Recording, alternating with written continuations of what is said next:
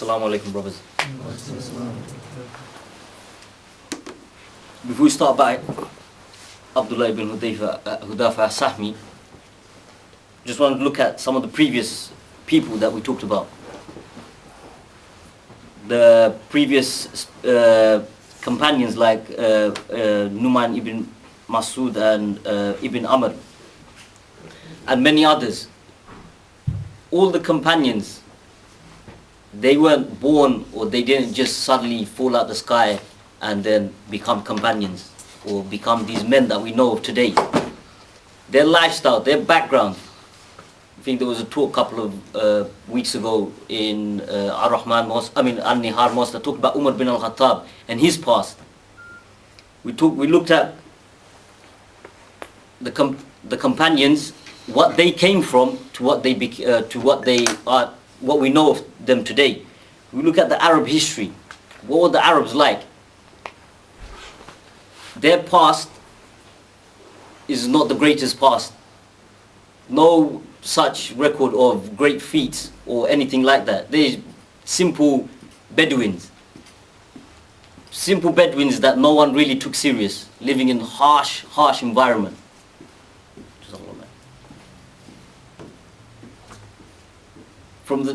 From the very beginning, they were very aggressive to each other.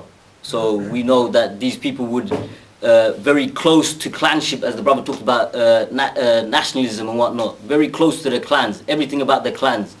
No matter what, even if they didn't know this member and something happened, they will fight wars for this person for years. Fight wars for this person for years. And we also know about the burying of their daughters. Big issue, even to point Allah subhanahu wa ta'ala addressed this in the Quran, the burying of the daughters. This is something that used to be practiced. The consumption of alcohol was a daily thing for them. Gambling, women, their lifestyle was like that. They didn't even believe in resurrection. So they decided, this is our life, we live it how we wish, and that's the way they went. They were so talentless, that even the superpowers, who are the superpowers? Who can name your superpower today? America. Bangladesh. Okay. Superpowers, we look at superpowers as America. When we imagine America, what do we imagine? Unbeatable, unmatchable. Yeah, their wealth, their power, their knowledge beyond us. The same way the Arabs viewed the Persians the same way. These were superpowers at the time. They not only had manpower and wealth, they had history to back it. Experience of war, experience of knowledge. All this, the Persians is a very big, they have very long history. You could go look at Persia if you need to. At the same time, they also had the Roman Empire. Everyone knows about the Roman Empire. They conquered vast amounts of land. North Africa, to the Arabs, even to Al-Quds, they had even Turkey under their land, Europe, the massive empire compared to the Arabs. These nations didn't even bother looking at these people. The Persians conquered Yemen, but they didn't even bother with the Arabs. They thought, leave these Arabs, leave this land is no point to us, there's nothing there for us. Nothing, there's no commodities, there's no resources, these people are even useless. Let's just leave them. They didn't even bother. So this is the lifestyle the Arabs used to have. And this is the lifestyle which these sahabas we know today came from. These great people, this is where their history lies. So we want to go into as-sahmi's lifestyle. Not lifestyle, his history. We know that he came from this background, this going to pubs and living life just as it came, basically. No real plan of nothing, no real vision as a collective. So this was the lifestyle of not just these Arabs, but the Arabs in general. And out of that came this man, as-sahmi. Not much information about his actual lifestyle is written, documented in English, so I apologize for that. But his story starts off in the 6th year of Hijri, when the Muslims migrated to Medina, and from there, the 6th year of Hijri, the Rasul Sallallahu Alaihi Wasallam decided that it's time that the Muslims not only looked at themselves in the Arab Peninsula, their clan, but they looked abroad. They looked at the bigger clans. They looked at the bigger picture, let's say. They looked at these empires and looked at them and thought, we need to go to these people as well. We can't just sit back and just take it for ourselves. These people need to receive this Islam as well.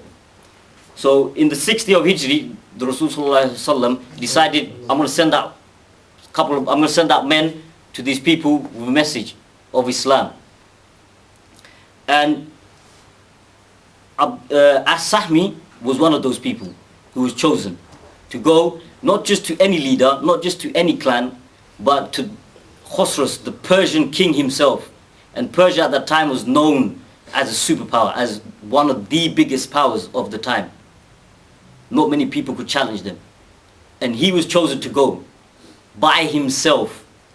He didn't go with a clan, he didn't go with a group of people, he didn't go with a couple of his boys, not even an army. He went by himself, he was sent by himself just with a message. We have to look at the situation that he was going to. This was a land that the Arabs had no contact with.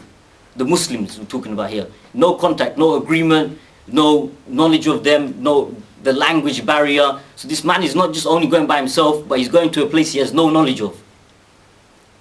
To a place where there's no treaty, there's no safety for him. You know how we have today, where ambassadors from an area, from Bangladesh could go to, from Bangladesh could come to Britain. There's a treaty there, isn't it? There's respect there.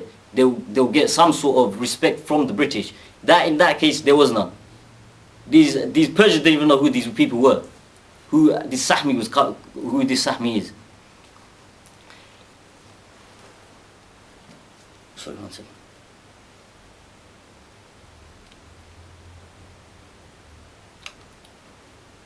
The Rasul Sallallahu Alaihi Wasallam, seeing the challenge, seeing that this is a big feat, he called these people and he spoke to them to reassure them. You know, the quotation here is, when he's talking to his sahabas, he asks them, I want to send some of you to rulers of foreign land, but don't dispute with me as the Israelites disputed with Jesus, son of Mary.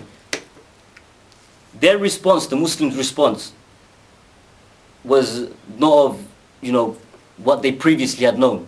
Let's forget about why we're going to go to these people, let's just think about ourselves. No.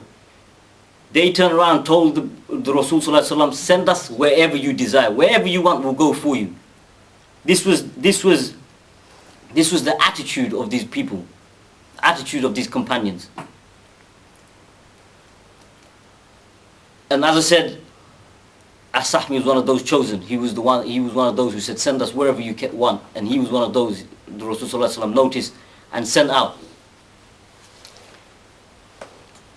On arrival, so he made his journey through the barren wasteland. He made his journey by himself, by horse. It's not, we're not talking about taking a car there. He had to travel for days and weeks and months to get to this Persian king. On arrival, Abdullah as-sahmi, he went and asked, let me see your king. So the arrangement was made. He called all his, the king called all his people, all his, how do you call it? Entourage, basically, entourage. And he ordered as-sahmi to come in. So as-sahmi stepped in, and what he saw was a king with the finest garments. The finest garments. Clothes that, today we all desire for stuff, compare it to today, things like the best D&G suits. This king had everything. We're talking about the Persians. The Persians, you have to look at them, these people were rich as well. This king had everything. And as-sahmi, when he saw this, he was at awe when he saw this. And he realized when he looked at himself that what he was wearing, because he just came from a desert. He didn't have all these wealth. He came from a desert, all he was wearing was, plain Bedouin clothes. Normal dusty clothes because he come from a long